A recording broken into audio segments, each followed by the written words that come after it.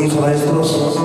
Señoras y señores, vamos a continuar el día de hoy. Muchísimas gracias a todos nuestros grandes intérpretes del folclore nacional, que hoy se han dado cita importante aquí en el Teatro Cultural Eusebio Chato Grados.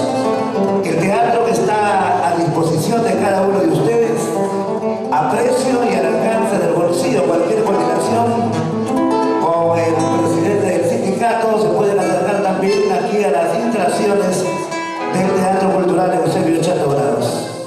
El teatro que se pone de moda, mientras tanto Eusebio Chato Grados ahí haciéndose las tomas de fotos con todos los compañeros del folclore y brindando, por supuesto, su agüita mineral como debe ser. Señoras y señores, algo que tenemos que destacar esta noche. Nuestra artista que viene, ella es del departamento de Puno, para ser más exacto de Juliaca, señoras y señores.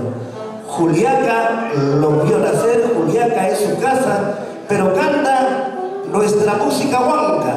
Y hoy es un honor tenerlo aquí en el Teatro Cultural Eusebio Chato Grados, a la señora Gensur del Perú. Venga el aplauso para ella.